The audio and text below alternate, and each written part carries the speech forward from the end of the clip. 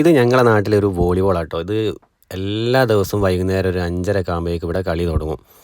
അത് ഇതുപോലെ മഴയാണെങ്കിലും ഇനി അതല്ല വെയിലാണെങ്കിലും ഒക്കെ കളി ഇവിടെ എന്നും നടക്കാറുണ്ട്. വൈകുന്നേരം ആയി കഴിഞ്ഞാൽ എല്ലാവരും കൃത്യസമയം ഒരു 5:30 ആകുമ്പോഴേക്കും എല്ലാ ആളുകളും ഇവിടെ എത്തും. അത് പല ജോലിക്ക് പോകുന്ന ആളുകളുണ്ട്, പല ഉദ്യോഗസ്ഥന്മാരായിട്ടുള്ള ആളുകളുണ്ട്, പഠിക്കാൻ പോകുന്ന കുട്ടികളുണ്ട്. അതെല്ലാവരും കൃത്യം ഒരു 5:30 ആകുമ്പോഴേക്കും അവിടെ ഗ്രൗണ്ടിൽ എത്താറുണ്ട് കളി തുടങ്ങാൻ വേണ്ടിയിട്ട്. അതൊരു രസമാണ്. വൈകുന്നേരം എല്ലാ തിരക്കിനിടയിലും വന്നിട്ട് വൈകുന്നേരം ഒരു മണിക്കൂർ അല്ലെങ്കിൽ ഒരു 1.5 മണിക്കൂർ കളിക്കാന്ന് പറയുമ്പോൾ ഒരു പ്രത്യേക ഒരു രസം തന്നെയാണ്.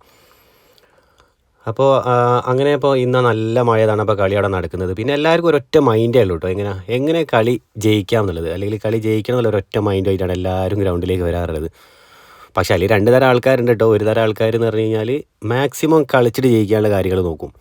പക്ഷേ അതിൽ കുറച്ച് ആൾക്കാരുണ്ട് എങ്ങനെ കളവ് പറഞ്ഞിട്ട് ജയിക്കുക എന്നുള്ളത്, പോയിൻറ്റിൻ്റെ കളവൊക്കെ പറഞ്ഞും അതുപോലെ മറ്റുള്ള കാര്യങ്ങളൊക്കെ കളവ് പറഞ്ഞിട്ട് എങ്ങനെയെങ്കിലും ജയിക്കാനുള്ള കാര്യങ്ങൾ ചെയ്യുന്ന ആൾക്കാരുണ്ട്. പക്ഷേ എല്ലാവരും ലക്ഷ്യം ഒന്നാണ്, കളി എങ്ങനെയെങ്കിലും ജയിക്കുക എന്നുള്ളത്.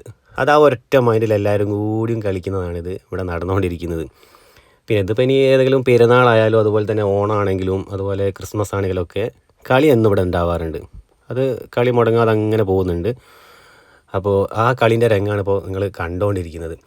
ഏതായാലും ഈ ഒരു വയലിൻ്റെ സൈഡിൽ ഇങ്ങനത്തെ ഒരു കളി, അതൊരു പ്രത്യേക വൈബാണ്. ഇപ്പോൾ മഴയത്തൊക്കെ കണ്ടില്ല നിങ്ങൾ, നല്ലൊരു സൈഡിലെ വ്യൂ ഭയങ്കരമായിട്ട് രസമായിട്ട് തോന്നുന്നുണ്ട്. അതങ്ങനെ തന്നെ എല്ലാവരും വൈകുന്നേരം അങ്ങനെ വന്ന് കളിച്ച് ഉഷാറായിട്ട് കളിയൊക്കെ കഴിഞ്ഞിട്ട് അങ്ങ് ഒരു 6:30 6:45 ആകുമ്പോൾ കളി കഴിയും. അത് കഴിഞ്ഞിട്ട് പിന്നെ കുറേ കളീൻ്റെ ചർച്ചകളാണ്. പക്ഷേ ഇതിൽ കുറേ മാറ്റങ്ങൾ എന്ന് പറഞ്ഞു കഴിഞ്ഞാൽ ഇതിൽ കുറേ ചെറിയ ആളുകൾ കളിച്ച് തുടങ്ങി, അവരൊക്കെ നല്ലോണം കളി പഠിച്ചിട്ട് വന്നിട്ടുണ്ട്. അപ്പോൾ ഒരു അടുത്തൊരു തലമുറയും കളിക്കാനുള്ള ആളുകൾ ഇതിൽ വന്നിട്ടുണ്ട്.